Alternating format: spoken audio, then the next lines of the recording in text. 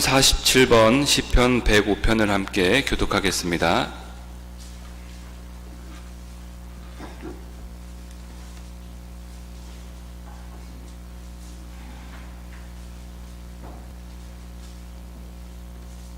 여호와께 감사하고 그의 이름을 불러 아뢰며 그가 하는 일을 만민 중에 알게 할지어다.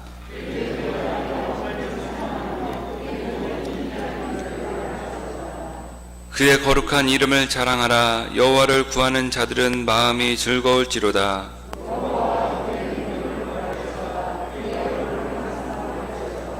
그의 종 아브라함의 후손 곧 택하신 야곱의 자손 너희는 그가 행하신 기적과 그의 이적과 그의 입의 판단을 기억할지어다.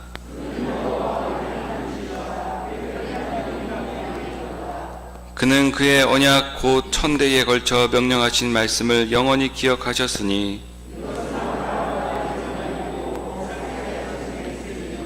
야곱에게 세우신 율례 곧 이스라엘에게 하신 영원한 언약이라.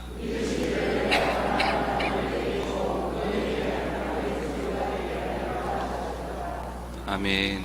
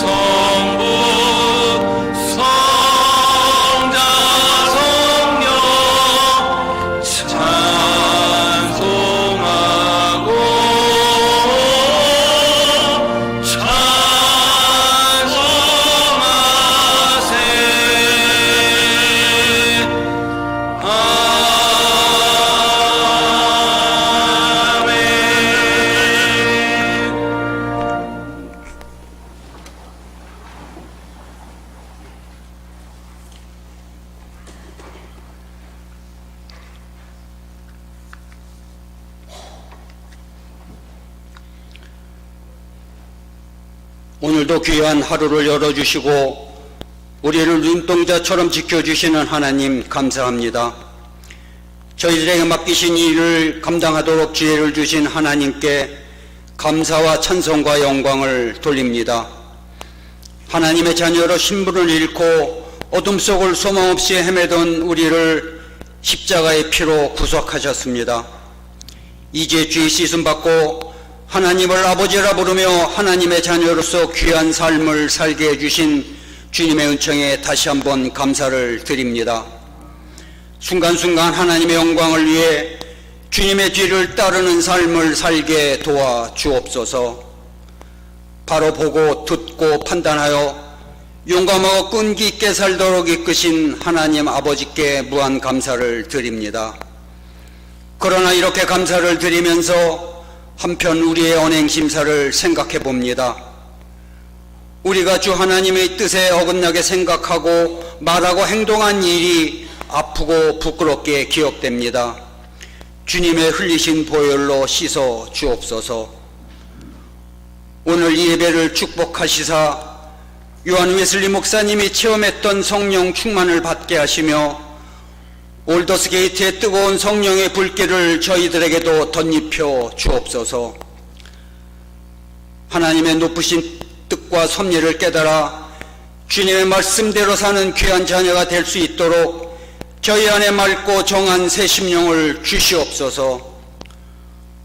어떤 죄이든지 과감히 거절하고 어떤 힘든 일이든지 주님의 뜻이라면 주저하지 않고 실천할 용기와 끈기를 새롭게 입혀 주옵소서. 마음의 빛과 영혼의 참 생명이 되시는 아버지 하나님께 이 시간 우리들이 죄와 허물을 낱낱이 고백하오니 한량없는 자비하심으로 용서해 주옵소서. 우리들은 주님의 뜻대로 살지 못하고 내 뜻과 내 고집대로 살아왔습니다. 세상에서 소금이 되라고 하셨지만 그 직분을 잘 감당치 못했습니다. 이제 우리들의 죄를 용서해 주옵시고 자비로 우리들 마음에 성령의 뜨거운 불을 붙여 주옵소서.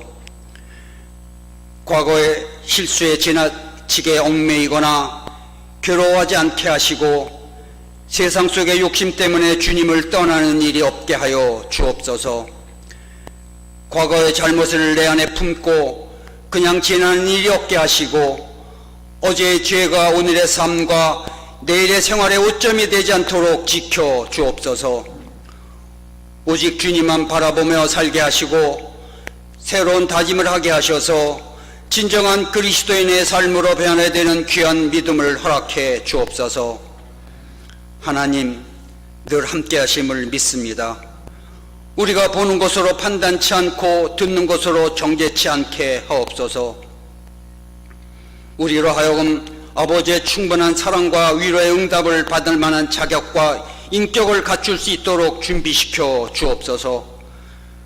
거룩함을 구하는 심령들에게 거룩한 마음을 허락하시고 은혜를 구하는 자에게 은혜를 충만하게 내려 주옵소서. 사랑의 하나님 아버지, 우리에게 교회를 생각하는 마음을 주시옵소서.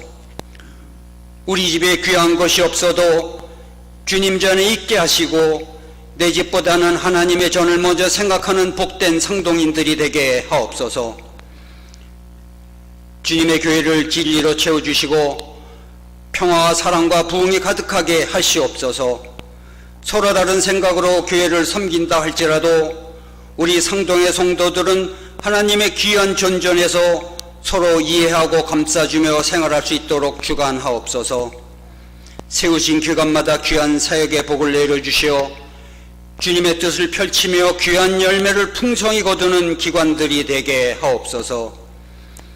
교회에서 결정지어지는 모든 일 위에 주님이 관여하셔서 우리 상동교회가 주님의 선한 사업으로 매진하고 성도들 모두가 상동의 사명을 다시 한번 기억하며 교회 생활을 하게 하옵소서.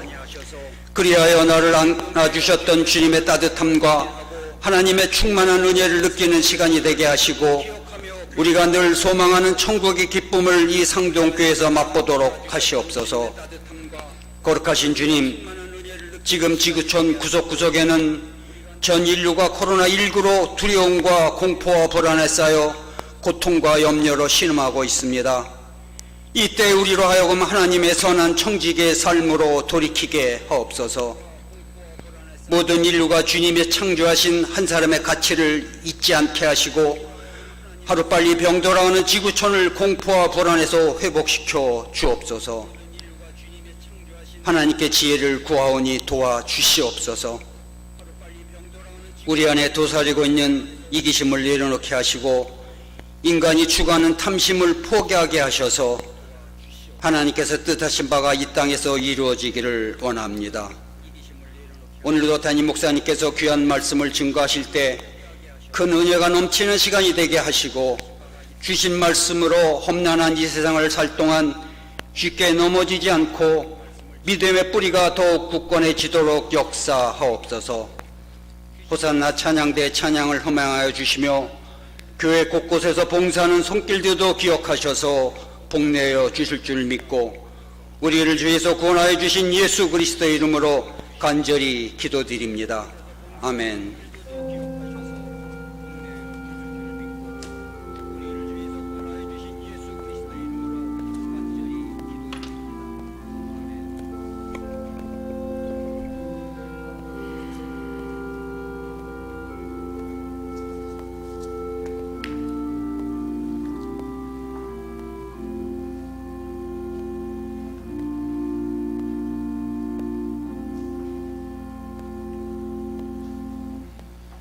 오늘의 말씀은 요한복음 9장 1절에서 12절까지 말씀입니다. 신약성경 160쪽에 있습니다. 요한복음 9장 1절에서 12절까지 말씀 한 절씩 교독하고 마지막 절 함께 읽겠습니다.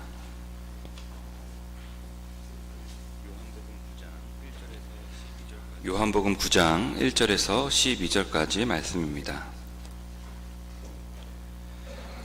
예수께서 길을 가실 때에 날 때부터 맹인된 사람을 보신지라.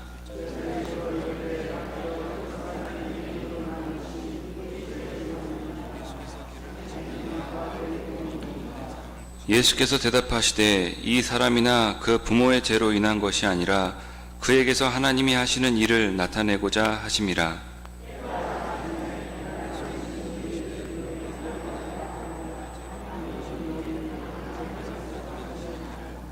내가 세상에 있는 동안에는 세상의 빛이로라.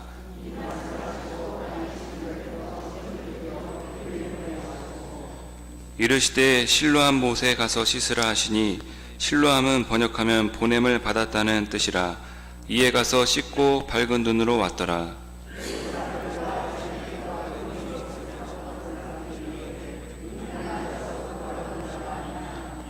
어떤 사람은 그 사람이라 하며 어떤 사람은 아니라 그와 비슷하다 하거늘 자기 말은 내가 그라 하니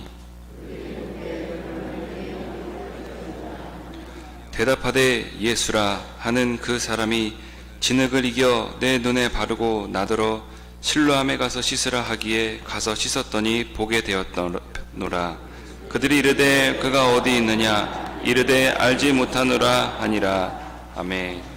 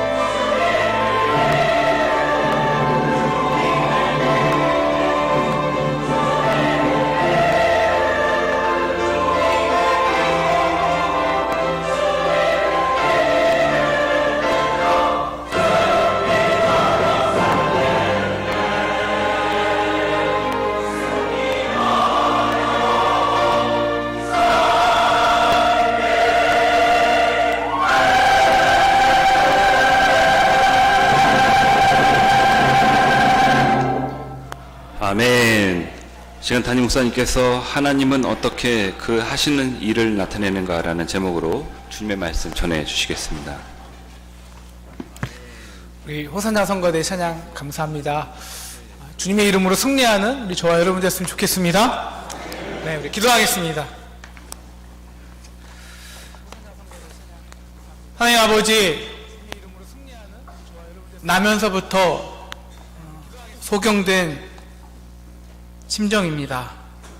우리의 삶의 어려움과 고통과 특히 한 번도 경험해 보지 못한 코로나를 통해서 어떻게 우리가 나아가야 될지 그 길이 보이지 않습니다. 빛이 필요합니다. 빛 대신 예수님, 오늘 우리 모든 상동의 성도들에게 예수의 빛을 비춰주셔서 하나님 소망 없고 정말 한 걸음 어떻게 나아갈 줄 모르는 모든 성도들에게 우리 개인의 삶에서, 가정에서, 교회에서 주님의 빛으로 은혜로 한 걸음 뛸 수 있는 용기를 우리에게 허락하여 주시옵소서. 예수님의 이름으로 기도했습니다. 아멘. 저 때문인 것 같아요. 그죠? 죄송합니다. 들리시나요? 네. 여러분에게 한 케이스를 맡겨드립니다. 한번 선택해 보시면, 판결해 보시면 좋겠는데요. 자신이 임신한 것을 알게 된 여인이 있었습니다. 그 여인에게는 이미 8명의 자녀가 있었고요. 현재 그들 좀 많은 아이들이 귀머거리, 또 앞이 못 보이시는, 앞이 안 보이는 분, 또 여러 가지 정신지체 아들이 많이 있었습니다. 근데 엎친데 덮친 격으로요, 현재 이 여인은 매독에 걸려 있고요. 그리고 자신의 남편은 심각한 알코올 중독자입니다. 아이들의 치료와 교육은 꿈도 못 꾸고요. 자신이 지금 할 수 있는 것이란 아프지만 조금 열심히 일해서 벌어오는 것으로도 8명의 아이들을 제대로 먹일 수도 없는 상황입니다. 그런데 만약 임신을 하면, 만약 이제 아이를 낳으면, 임신을 더해서 아이를 낳으면 아이를 다른 일을 못할 수도 있고요. 그럼 나머지 아이들은 정말 생명의 위태로움이 처해질 수 있습니다. 자, 이 여인은 아홉 번째 아이를 낳아야 될까요? 물론 이거는 도덕적인 문제는 다릅니다. 절대 안 되는 건 낙태, 생명을 해하는 건 아니까 도덕적으로는 이건 이미 결정되어 있는 거고요. 만약에 이 여인에게 도덕적인 문제를 싹 제외시키고 선택할 수 있다면 여러분 한번 손들어 주시겠어요? 여인은 아들을 그래도 낳아야 된다. 손들어 주세요. 그래도 낳아야 된다.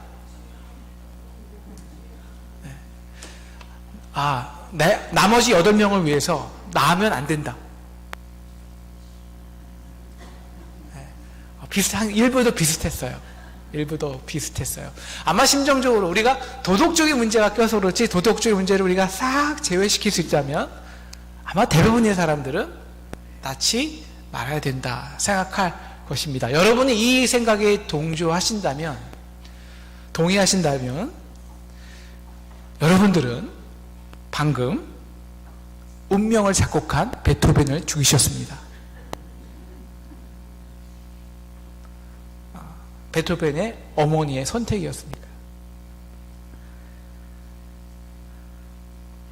베토벤은 그 인생을 살아나가면서 우리가 생각할 때 너는 안 돼 라는 그 운명이 틀리다고 스스로 증명해 보였습니다.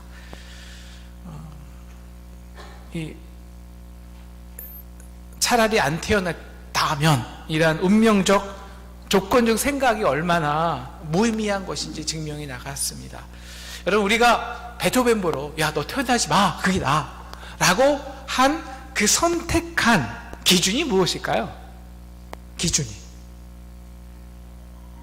철저하게 현재의 상황이죠. 현재의 환경입니다. 특히 현재 더 이상 감당할 수 없는 고통과 어려움이죠.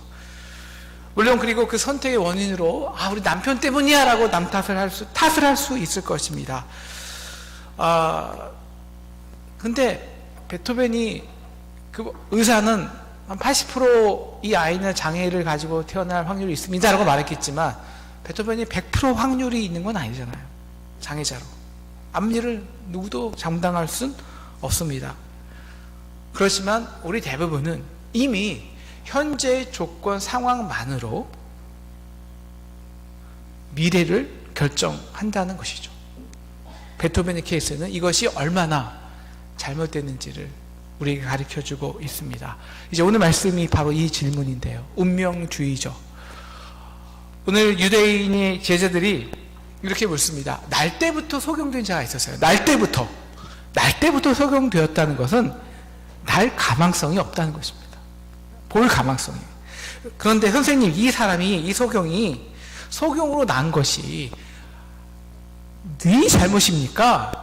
그 부모입니까? 아니면 그 자신입니까? 여러분, 유대인들은요, 맹인, 이렇게 앞을 잘 못 보시는 분이나 불치병이나 이렇게 심각한 몸에 병이 걸리잖아요. 그러면 그 사람이 어떤 죄가 분명히 있어서 원인이죠. 하나님이 심판한 것으로 생각했습니다. 그래서 모든 병은 사실 그런 의미에서 하나님 앞에 불결한 거예요. 율법적으로도 불결한 겁니다. 그래서 다른 사람하고 같이 있으면 그 부정이 옮겨가서 안 돼요. 그래서 보통 병으로 고통하는 사람들을 보면서도 분명히 안 됐지만 분명히 그 병에는, 그 질병에는, 그 고통에는 그 사람에 대한 과거에 원인이 있을 거야 라고 생각을 합니다. 그리고 더 나아가서 그 원인을 찾아주는 거죠. 너 그래서 그래 라는 것입니다. 그리고 그래서 이 사람이 소경된 거는 분명히 어떤 죄 때문인데 그 죄가 누구의 죄냐? 부모의 죄입니까? 이 사람의 죄입니까? 둘 중에 하나겠죠. 왜 굳이 그거를 알려 할까요? 그러면 좀 편하거든요. 적어도 나 때문 아니야. 얘 때문이야. 편해요. 물론 확률은 둘 중에 하나고, 물론 부모의 확률이 많습니다. 부모의 죄 때문일 수가 많아요. 그리고 사실 많은 경우가 그렇습니다. 제가 이제 많은 청년들이나 아이들을 상담하다 보면은 그 아이의 아픔은 죄송하지만 99% 부모 때문입니다. 사실. 그 부모도 사실 그 부모의 부모로부터 건강한 사랑을 받지 못했을 경우 그 질병을 갖고 아이들에게 대하게 되면 아이도 유전적으로 그 아픔을 당하게 됩니다.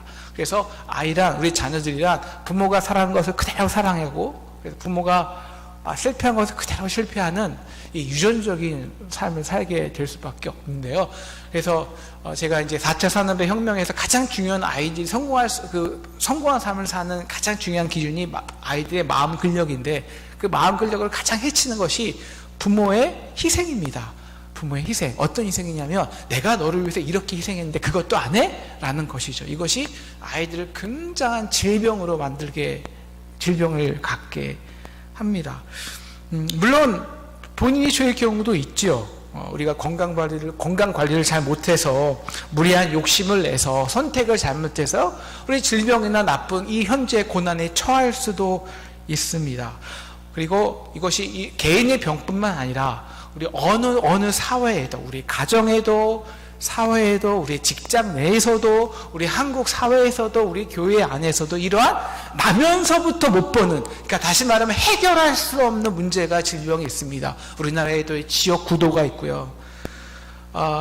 정말 우리 가정에 절대 해결할 수 없는 그 원인이 계속 이제 따라가다 보면은, 그리고 우리가 겪은 코로나 같은 상황에서도 이게 정말 해결될 수 있을까?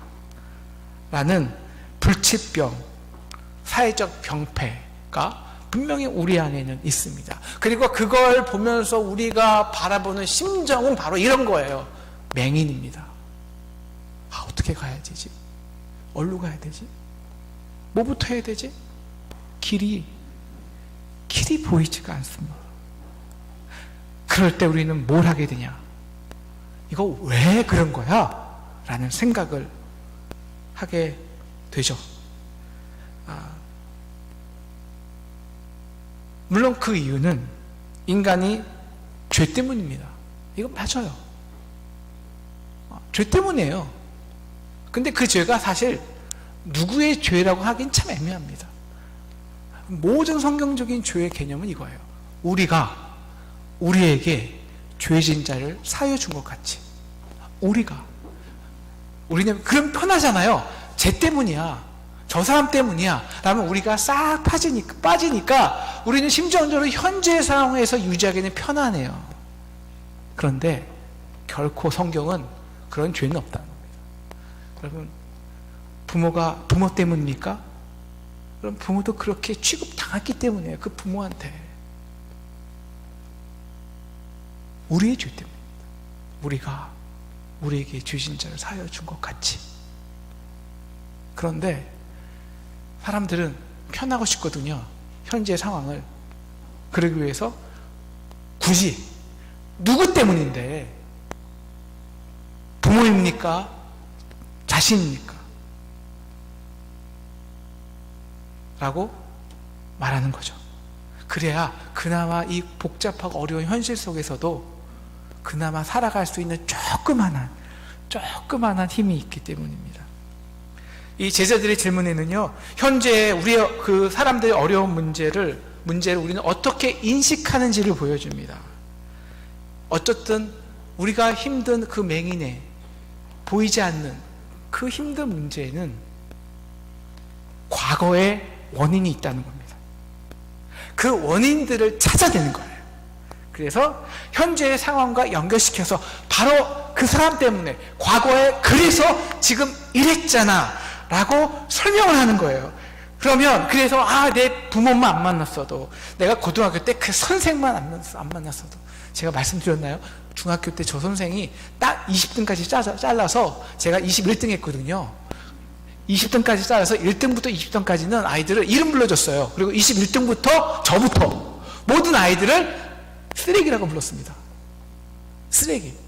저는 그것을 이 쓰레기야, 이것을 좀 이렇게 극복하는데 꽤 많은 시간이 걸렸어요. 내가 그 선생만 안 만났어도, 내가 저 여자만 안 만났어도, 제가 저 남자만 안 만났어도, 이렇게 원인을 과거의 그 누구의 탓으로 돌리죠. 그러면 현재를 그나마 버틸 수는 있어요. 근데 그것도 안 하잖아요? 그럼 보이지도 않잖아요. 그럼 살 수 없는 거예요. 어디로 가야 되는데 갈 길을 모르는데. 많은 사람들이 정말 이건 하면 안 되잖아요. 스스로 목숨을 끊는 거. 왜 끊을까요? 그거예요. 길이 없을 때. 길이 보이지가 않아요. 그러니까 이거 하나라도 어떻게 살 희망이 있었는데 그 희망이 딱 끊어졌을 때, 이제 한 발자국 나아갈 수 없을 때, 이때거든요. 이게 맹인입니다. 이게 맹인이에요.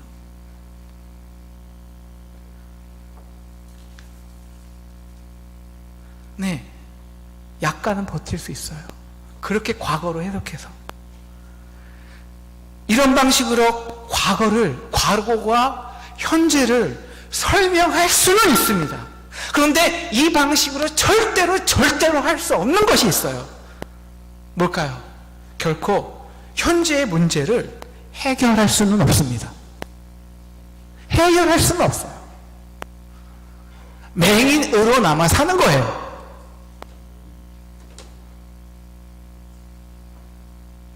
그래서 오늘 말씀 3절이 너무너무 중요합니다. 함께 읽으실까요? 3절 같이 읽겠습니다. 시작. 예수께서 대답하시되 이 사람이나 그 부모의 죄로 인한 것이 아니라 그에게서 하나님이 하시는 일을 나타내고자 하심이라. 아멘. 이게 신앙입니다. 신앙은 딱 하나예요. 다른 것을 보는 겁니다. 관점을 다르게 보는 겁니다. 과거가 아니야. 과거에 특별히 누구가 아니야. 그렇게 해서는 현재의 해결이 안 돼. 신앙이란 과거가 아니라 관점을 바꿔주는 거예요. 미래예요, 미래. 근데 그 중요한 미래로 가기 위해서는 누가 이야기를 이끌어가는가? 과거에 그 사람 때문이라고? 그 아이가 이야기를 주관한다고? 아니야. 하나님이야. 하나님이 앞으로 행하시는 일, 그것을 통해서 행하실 일, 나타내고자 하는 그 방향성, 그 미래가 훨씬 중요해. 그래야 그 미래 속에서 현재가 해결돼 라는 것이 신앙입니다. 관점이 바뀌는 것. 과거를 해석해서 현재에 적용하려고 하는 것이 아니라 미래로 나아가기 위해서 오늘 하나님이 하실 일을 붙들고 볼 수 있는 것. 근데 문제는 그거죠. 문제는 보이지 않아요.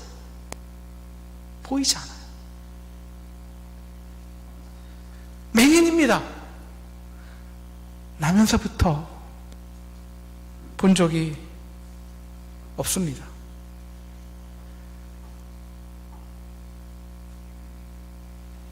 오늘 이 관점의 주인공이 요새 우리가 새벽 묵상에 배우는 그 요셉입니다. 요셉 이야기 요새 거의 다 끝났는데요. 새벽 묵상에서. 요셉은요, 지금 우리의 상황과 여러분의 상황과 똑같습니다. 감옥에 있습니다. 근데 그 감옥은 정치 수용소라 풀려 나올 수가 없어요. 살아서. 어떤 길이 없습니다. 죽음으로 나올 수 있는 것이 요셉이 갇혀있던 감옥이에요. 근데 그게 누구 때문입니까? 남 탓이죠? 아니, 그건 확실합니다. 형 때문입니다. 보디발의 아내 때문입니다. 그런데 마지막에 요셉이 고백하는 게 뭡니까?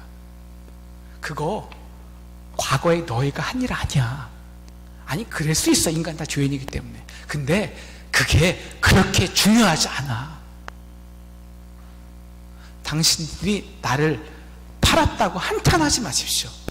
이것을 한 것은 하나님이 나를, 많은 사람들을 구원하기 위해서, 다시 말하면 앞으로 나타날 그 하나님의 일을 위해서 당신들보다 나를 먼저 이곳에 보내신 겁니다. 누가? 하나님이 하신 일입니다. 인간의 이야기가 아니라 하나님의 이야기입니다. 여러분, 이것이 신앙입니다.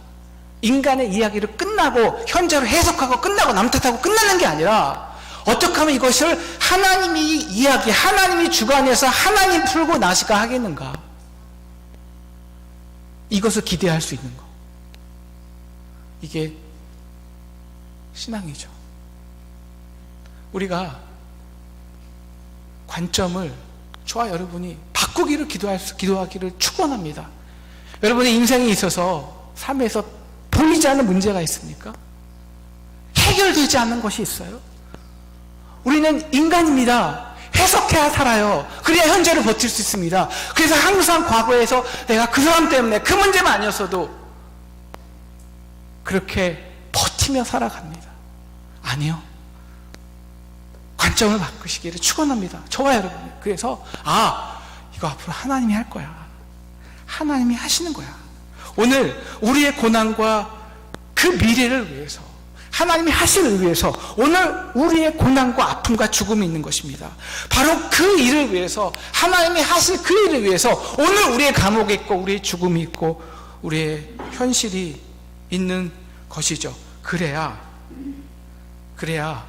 뭐가 드러나냐? 바로 이겁니다.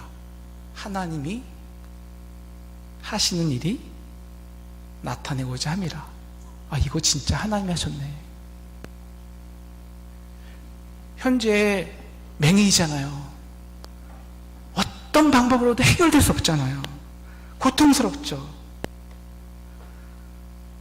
그래서 우리의 마음은 자꾸 과거에 들어가서 연결하고 싶죠. 그런데 바로 그때 거기서 그래서 이건 진짜 하나님이 한 거야. 왜? 인간적으로 해결될 수 없었잖아. 이거는 하나님이 하시지 않고는 도저히 해석이 안 돼. 그래서 하나님의 나타나신 일이 우리 맹인의 삶 가운데, 고통과 고난 가운데 그걸 통해 반드시 드러난다는 것입니다. 오늘 여러분의 고난과 아픔이 여러분의 슬픔이 바로 이 하나님의 나타낸 일의 놀라운 도구가 되는 저 여러분 되기를 주님의 이름으로 축복합니다. 문제는 이거죠. 그럼 어떻게 그 일을 나타내는가? 그럼 이제 어떻게 그 일이 나타낼 수 있는가? 그 방법론이겠죠. 오늘 그래서 예수님은 이렇게 하십니다. 우리 5절 그 전에 예수님은 자신 이렇게 소개하세요. 내가 세상에 있는 동안에는 세상의 빛이로다. 여러분, 빛이 왜 필요할까요? 매gin에게 빛이 왜 필요할까요? 절대 보이지 않는데 빛이 있어야 그나마 나아갈 수 있기 때문입니다. 오늘 이 빛 대신 예수께서 이 매gin에게, 이 날 때부터 소경자에게 찾아오세요. 일방적으로. 그리고 하신 것이 있죠. 뭘 하실까요? 침을 뱉으십니다. 침을 어디다가요? 침 흙에다가. 여러분, 이게 어떤 사람들은 이 본문을 해석하면서, 물론 막 우리 인간의 침에는 그래도 조금 의학적인 효능이 조금은 있다고 해요. 그것 때문일 것이다. 아이, 그러면 왜 꼭 침을 하겠습니까? 진흙, 거기에 무슨 효용이 있겠습니까? 가장 흔한 겁니다. 가장 흔한 거, 미천한 거, 거기에 무슨 능력이 있어? 그런데 누가 하셨냐? 예수님이 하신 거예요. 왜 그렇게 하셨냐? 만져주시기 위해서, 눈에 발라주시기 위해서. 물론 예수님은 말씀만으로도 고칠 수 있습니다. 그런데 굳이 그 자의 눈에 터치하셨습니다. 이것은 이거예요. 내가 너와 함께 있잖아. 내가 너를 만져주잖아. 이 만지면은요, 그 당시 이 맹인도 어떠한 병든 자도 만지면요, 율법적으로 부정해지는 거예요. 왜? 하나님이 저주받은 자를 함께 있으니까. 만져준 거예요. 빛 대신 예수님이 빛으로서. 어떻게 하나님의 일이 나타나냐? 우리의 힘으로 나타나지 않습니다. 나타나지 않아요. 말씀이 육신이 되어 우리 가운데 임하신 겁니다. 선적인 은혜예요. 전적인 은혜예요. 그렇게 우리를 찾아오신 거예요. 이 시간에도 찾아오신 거예요. 그래서 십자가에서 우리의 육신의 아픔을, 육신의 고통을 도저히 해결할 수 없는 그 죄의 문제를 그가 스스로 가장 연약한 인간이 되어서 받으신 거예요. 해결해 오신 거예요. 그래서 빛이 되는 거예요. 죽음 후에도 길이 있다, 부활이 있다, 길을 만들어 놓으신 거예요. 두 번째, 하나님의 은혜만 있는 것이 아닙니다. 오늘 이 날 때부터 소경된 자가 어떻게 눈이 띄어졌을까요? 구체적으로 무엇을 통해서 눈이 띄게 되었을까요? 오늘 7절 같이 볼까요? 한번 읽겠습니다. 시작. 이르시되 실로암 못에 가서 씻으라 하시니, 실로암은 번역하면 보냄을 받았다는 뜻이라. 이에 가서 씻고 밝은 눈으로 왔더라. 어떻게 밝은 눈이 됐다고요? 씻어서요. 왜 씻게 되었을까요? 예수님이 그 빛이 우리에게 말씀하셨기 때문입니다. 말씀하셨기 때문입니다. 근데 우리는 그것도 이제 성경을 읽으면서 항상 너무 많은 읽은 본문이기 때문에 쉽게 예수님 말씀하셨으니까 가서 씻었겠지 라고 생각을 해요. 한번 생각해 보십시오. 이게 과연 쉬운 일일까요? 여러분, 맹인은 앞이 보이지 않아요. 여러분, 실로암까지는 적어도 확실은 않지만 적어도 2km, 1.5km에서 3km 사이입니다. 시간적으로 아무리 빨리 걸어야 1시간 이상. 근데 그 사람은 맹인이에요. 보이지 않아요. 근데 지금 눈에 뭐가 있어요? 진흙이 잔뜩 묻었어요. 아마 그리고 그 사람이 예수님의 말씀이, 빛 대신 예수님이 말씀하셨을 때 실로암 가서 물에 씻으라. 여러분, 그 사람이 100% 확신을, 실로암 가서 물에 씻으면 100% 확신이 낫겠다라는 확신이 있어서 갔을까요? 확신이 있었을까요? 없었을까요? 한번 생각해 보세요. 확신이 있었을까요? 없었을까요? 없었어요. 아니, 말이 돼요? 실로암 물에 가면 금을 별로, 실로암이란 곳은요, 그 옛날에 그 BC 8세기 전에, 8세기 때, 그 사내림의 공격이 버티기 위해서 예루살렘 밖에 있는 물을 그 예루살렘 안성으로 보낸 거예요. 그래서 보내시는 받았다는 뜻이죠. 왜? 그 물을 이끌고 거기서 그 성 안에서 버티기 위해서. 그 물을 그렇게 여러분, 잘잘잘 흐르는 물이 아니에요. 썩은 고인물입니다. 깨끗할까요? 아니요, 안 깨끗해요. 그거 씻어서 날까요? 안 나요. 그런데 보이지 않는 우리 같은 평범한 사람도 알고 앞이 안 보이는데 거기다가 얼굴에게는 그 진흙이 탁탁 묻어서 그러면 보이지 않으시는 분들은 웬만하면 자기를 드러내지 않아요. 근데 모든 사람들이 주목하게끔 그 부끄러운 그 길을 과정해서 그리고 두려움과 혼돈과 내가 괜히 하는 거 이거 왜 했지? 나 이거 그렇다고 나? 그런데 그는 순종했어요. 그래서 이렇게 나오죠. 가서 씻었더니 11절 가서 씻으라 하기에 가서 씻었더니 우리 11절 한 번만 더 읽겠습니다. 시작. 대답하되 예수라 하는 그 사람이 진흙을 이겨 내 눈에 바르고 나더러 실로암에 가서 씻으라 하기에 가서 씻었더니 보게 되었노라. 씻었더니 보게 되었다. 순종입니다. 여러분, 순종이 뭘까요? 여러분, 우리가 순종이란 게요, 마치 우리가 생각하는 순종은 대부분 이런 겁니다. 물론 순종해야지. 이게 순종이 뭐냐면 그래도 이해된 거예요. 그래도 이해되고 그래도 합리적이라고 그래 맞아 그거야. 동의돼요. 동의되지 않은데 우리는 하지 않아요. 그런데 그거는 순종이 아닙니다. 순종이란 동의되지 않아요. 동의될 수 없어요. 이해되지 않아요. 이해될 수 없어요. 하기 싫어요. 부끄러워요. 실패 위험성이 많아요. 그럼에도 딱 하나 빛이 말씀하셨기에 순종하는 것.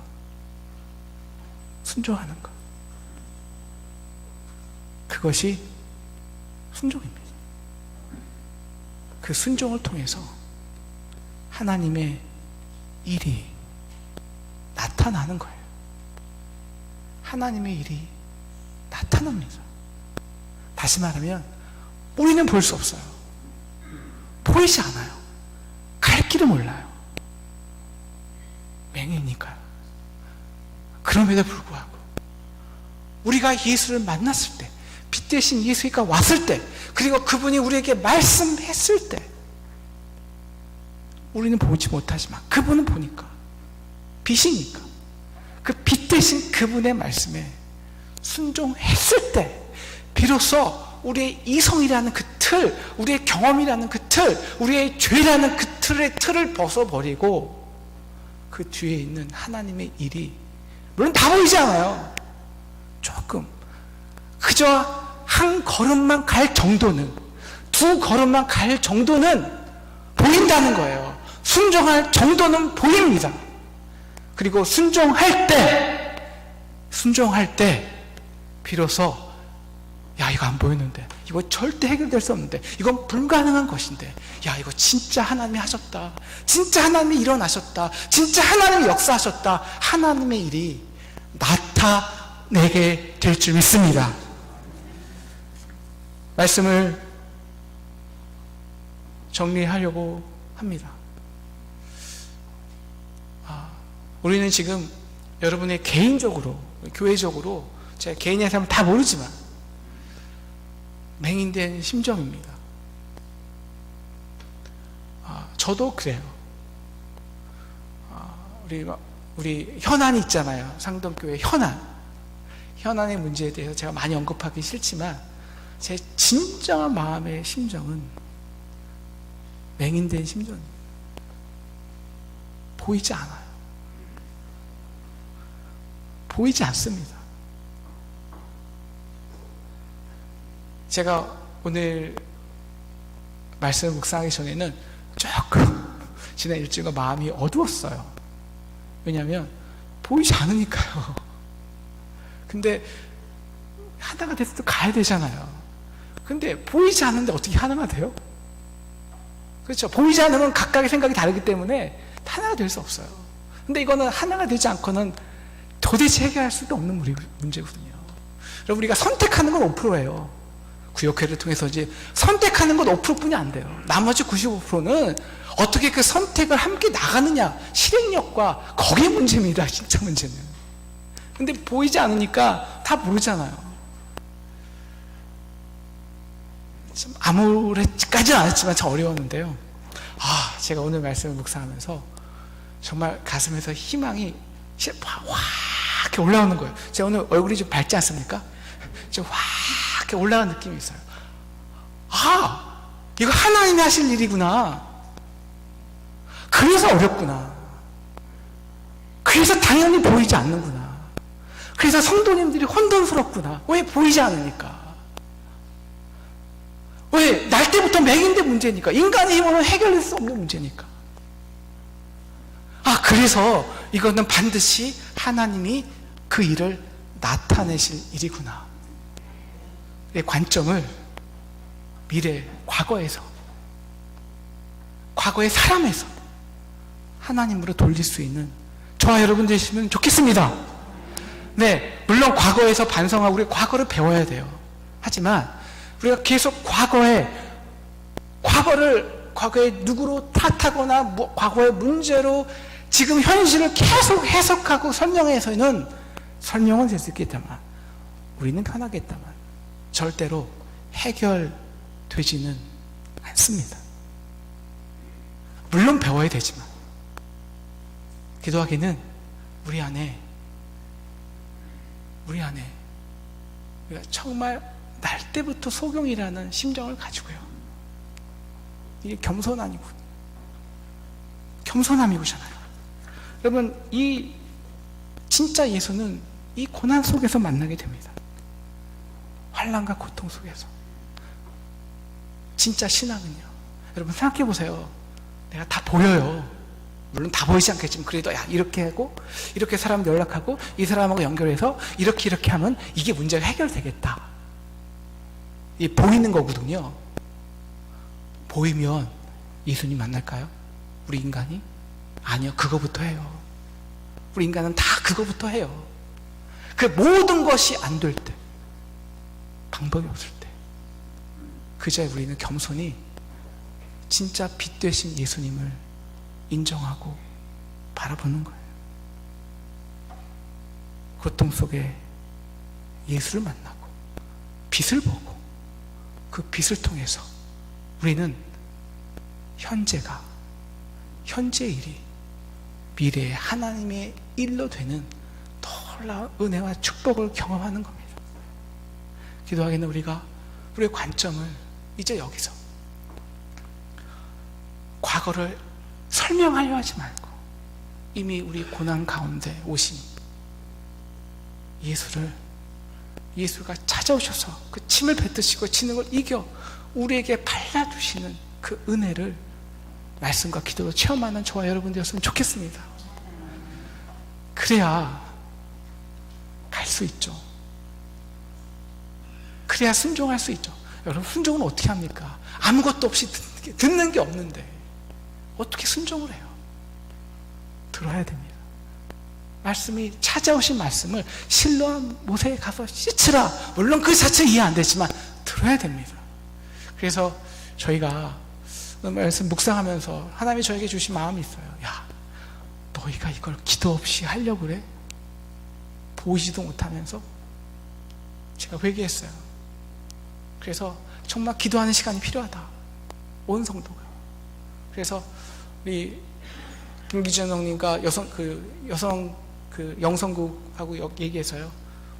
내일부터 적어도 2주간 코로나를 통해서 어떻게 될지 모르지만 우리가 금요일 이제 가서 정말 기도하는 시간을 갖자. 참 빛인 예수를 받아들이자. 그리고 말씀을 듣자. 기도하자.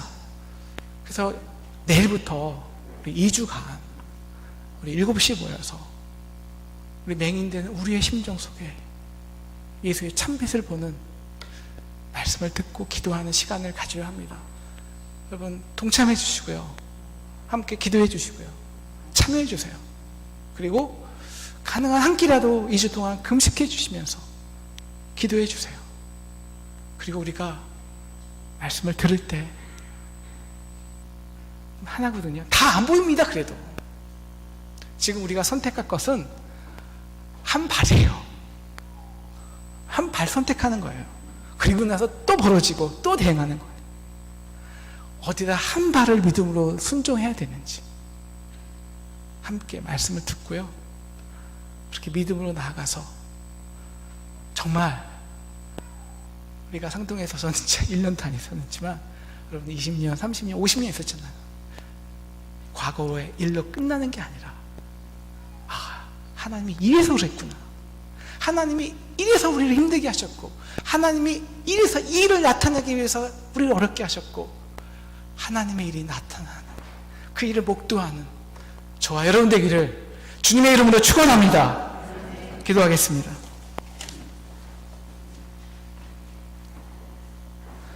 하나님,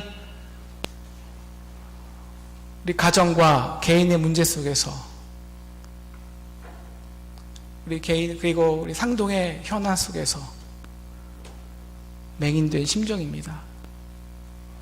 하나님, 그러나 빛으로 예수가 우리를 찾아오셨습니다. 실로암 못에 가서 씻으라. 순종하게 도와주십시오.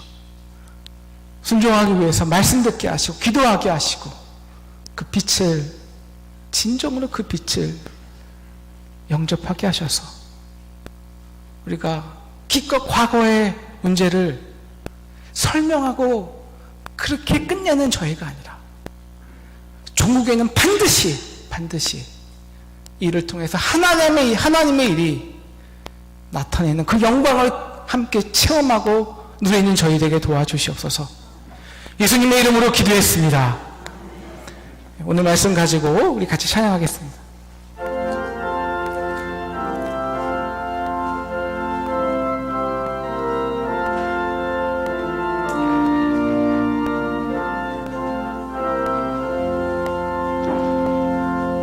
예수 따라가며 복음 순종하면 우리 행할 길 험하겠네. 주를 의지하며 순종하는 자를 주관을 함께 하시리라.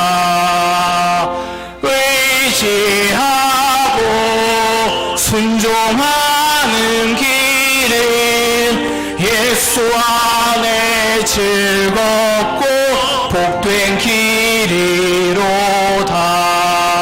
해를 당하거나 우리 고생할 때 누가 위로해 주시겠네. 주를 의지하며 순종하는 자를 주가 위해 주시리라. 의지하고 순종하는 길은 예수 안에 즐겁고 복된 길이로다.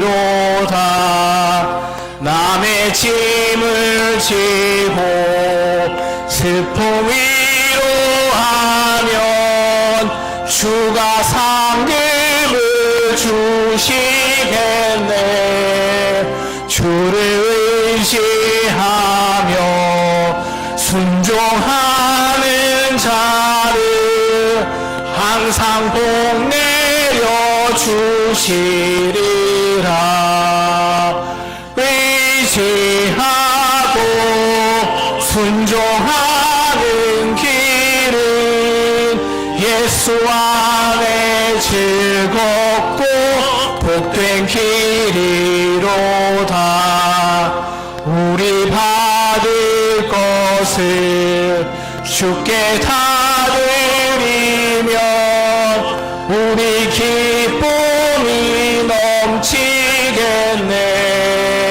주를 의지하며 순종하는 자를 은혜 풍성케 하시리라. 의지하고 순종하는 길은 예수 안에 즐겁고 복된 길이로다. 주를 힘입어서 말씀 잘 배우고 주를 모시고 살아가세. 주를 의지하며 항상 순종하면 주가 사랑해 주시리라. 의지하고 순종하는 길은 예수 안에 즐겁고 복된 길이로다.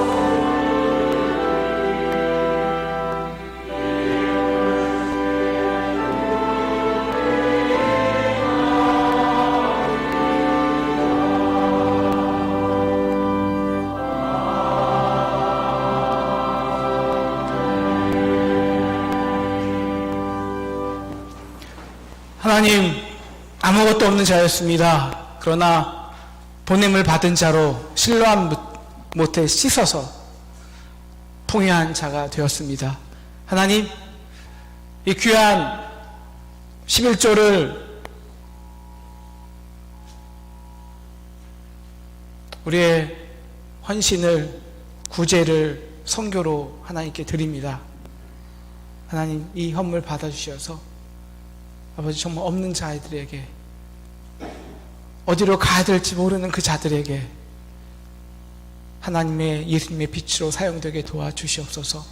기도하기에는 코로나를 통해서 혹은 개인의 문제로 혹은 경제적인 문제로 어디로 갈지 몰라 아파하고 방황하는 우리 모든 성도들에게 주님, 빛을 주셔서 오늘 우리가 믿음으로 한 걸음을 뛸 수 있는, 믿음으로 한 걸음을 뛸 수 있는 용기를 우리에게 허락하여 주시옵소서. 이 모든 말씀 예수님의 이름으로 기도했습니다. 아멘.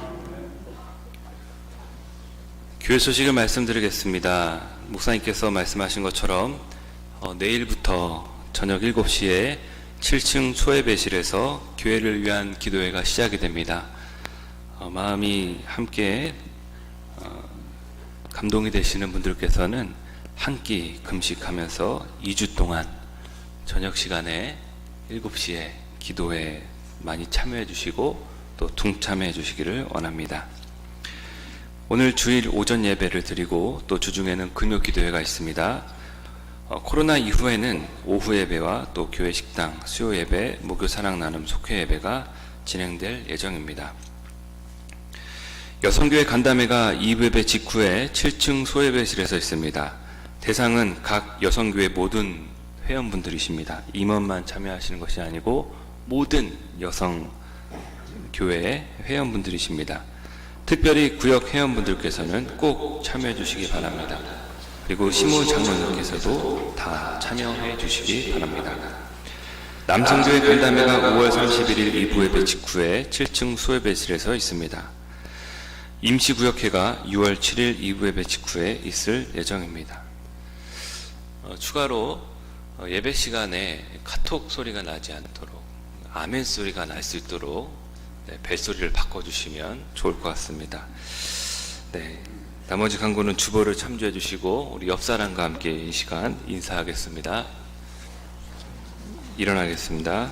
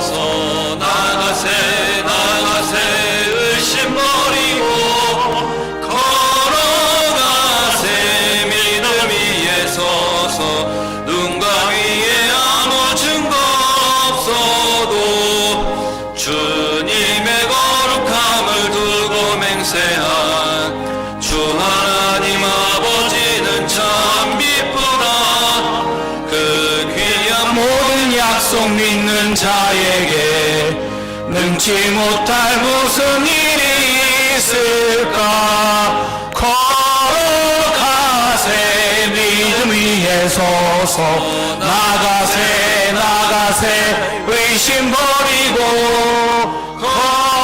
걸어가세 믿음 위에 서서 눈과 귀에 아무 신고 없어도. 하나님, 죄인이기에 인간이기에 다 볼 수 없습니다. 맹인입니다. 그러나 오늘 우리를 위해 빛 대신 예수님이 우리를 찾아오셨습니다. 말씀하셨습니다. 아버지, 말씀에 믿음 위에 온 성도가 함께 일어나서 한 걸음씩 한 걸음씩 나가할 때 이 교회를 향한 하나님의 놀라운 일들이 나타나게 하여 주시옵소서. 지금 우리를 위해서 십자가에 달려 돌아가신 예수 그리스도의 크신 은혜와 하나님 아버지의 무한하신 사랑하심과 성령님의 감화, 감동, 역사하심이 오늘 가정과 개인과 교회 문제를 놓고 아파하는 맹인된 우리 모든 성도에게 지금부터 땅 끝까지 함께하기를 간절히 기도하고 축원하였습니다. 아멘.